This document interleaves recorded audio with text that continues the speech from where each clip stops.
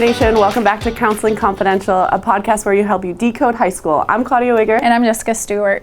If you'll recall from the last podcast, we talked about boundaries and boundary setting. And we talked about 3 different types of boundaries. We talked about porous, rigid, and healthy boundaries. You can actually do a quick self-check of what your boundaries kind of fall in. They're either rigid, healthy, or porous. So we're going to provide you a little checklist so you can do a quick check. Yeah, absolutely. So on your screen right now, you're going to see that checklist that Ms. Stewart just mentioned. And like she said, this is going to help you determine whether your boundaries are too porous or too rigid. So a super quick way to analyze this is by looking at this checklist and kind of thinking about what you do on a regular basis, on a weekly basis, whatever that might be. And it's really to help you determine how you interact with other people and whether those boundaries, like we said again, are porous or rigid. Yeah. And so there are some terms on that checklist that you may not be familiar with, so we wanted to define a couple of those.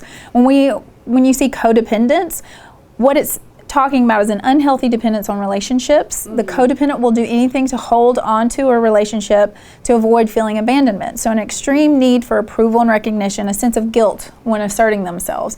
That would be what codependence meant. And enmeshment. Yeah, and enmeshment, so that is more of a description of a relationship with 2 people where the personal boundaries are permeable and unclear, okay? So if we were friends and we had some boundaries set up together, but you weren't totally sure exactly what they were, or they were maybe boundaries that I had set very loosely, and you're able to kind of push aside those boundaries and get to me anyway.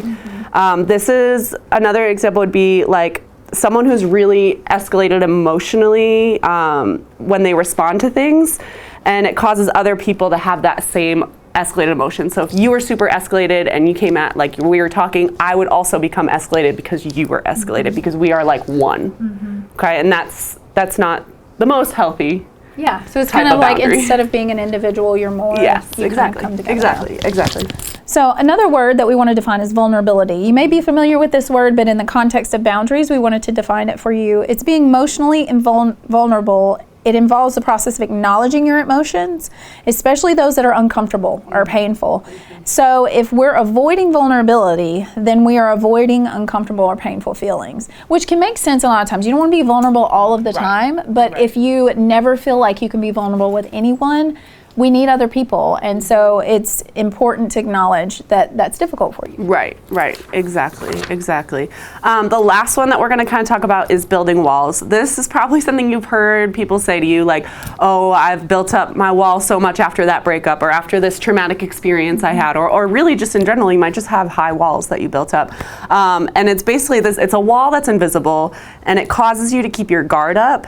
And not be able to open up with others, so not be able to be vulnerable with others, right? And so sometimes when that wall is too high, then we're not able to make certain connections, or maybe that our boundary is too rigid because we're not allowing anyone in at all. And so there's a lot of benefits to being aware of these boundaries and utilizing this checklist to set your boundaries, because it really is like the first step of determining whether you have healthy boundaries, and it's also something that you can use more work on. So it'll help you determine whether healthy boundaries are really something that is being used on your daily life, or maybe I'm a little too porous or a little too rigid. I need to reanalyze what I'm kind of presenting to others and how my relationships are. Yeah, and I think what we're not suggesting necessarily that if you have walls up or you don't feel comfortable being vulnerable, that's a bad thing necessarily. Right. It's more about being self-aware and how that affects your relationships, and whether or not it's keeping you from good things, because it is a self-protection thing that is good that we have. These are tools that we use, but sometimes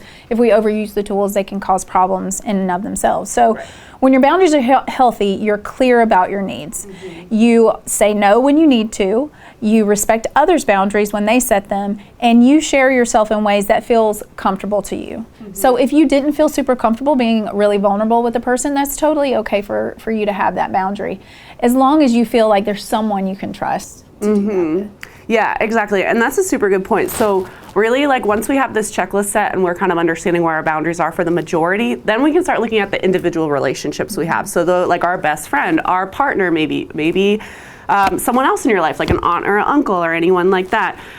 So when you're looking at those, like, it's never going to be totally the same for every relationship that you have, right? And so some boundaries that are really good for one or two people might not be the right fit for someone else in your life. So it's really just determining the boundaries for each type of person and how different that's going to look. And you know, it can be really hard, like, sometimes you can be very good at setting boundaries, like with your family, right? Because you're super close to them. Maybe like you're okay with getting in a little argument with your brother over it because you're trying to set that boundary. But then it can be really hard at school with like your school friends because you might not be as close, or you might feel like there might be some like judgment or resentment, because setting boundaries can sometimes not feel great when you're on the other end of receiving that boundary that's set, right?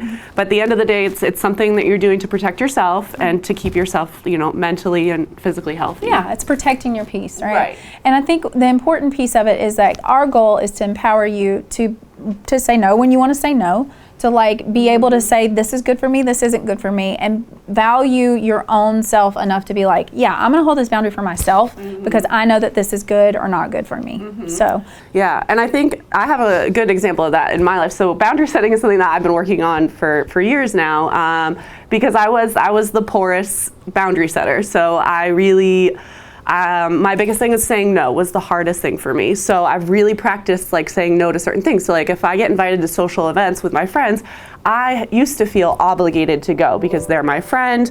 I'm free Saturday and they asked me to do something, I should go, right? Like that's my obligation as a friend. And now I'm realizing like it's okay to say no and miss out on certain things if maybe I'm not like, maybe I'm drained from the week and I don't have the mental capacity or the social capacity to go out and be around 15 people. So I'm allowed to say no. And it's really hard. It took a lot of practice, but it has helped me feel less burnt out in my social life, in my work life. So that's a way that I personally have kind of learned how to adjust my boundaries when it comes to saying no. And what has been the response with the people that you've held those boundaries? Oh my God. Nothing what I thought it would be, right? Because you know your brain, it can be a bully sometimes, and I assume that person will never invite me again, or will never want to be my friend, or will get super mad at me. And I also used to think that they needed an excuse or like a reason. And I learned that like, no, a simple no, if they're really my friend and we have built that trust and that friendship and that relationship, then it's not going to be an issue that I have said no to something that I just don't feel like is a good place for me to go at that time. Yeah. So yeah, the responses have been pretty good. I think for me, it's probably work related is the place where I see the need for the most boundaries. I hold pretty good boundaries in my relationships, but at work, because I want to do so much, it's kind of like almost too much of a good thing, because you end up wanting to do all the things, but I have to be my own protector and going, okay, yes, I would love to do the 5 million things, but maybe I should do the 2 million things, because then I won't feel burnt out. I won't feel like I have too much on my plate. And so it's not always necessarily bad things that it can also be really positive things in your life where like, I just can't hold all of this water in this bucket. It just won't fit. Right. And I loved what Ms. Stewart said, protecting your peace. That's exactly what it is. It's protecting your peace. So next time, we're going to talk about how to start setting these boundaries. So we're going to provide you with some examples and how to adjust current boundaries. So we'll look at some boundaries that are maybe not so healthy, right? And then adjusting the approach to be a more healthy boundary. Yeah, and how to actually implement those so that others can hear you. So speaking your boundaries to people in a way that they can accept and hear it. Yeah, so that'll be next week. That'll be next week. All right, Cougars. Well, we see you. We hear you. And we respect you.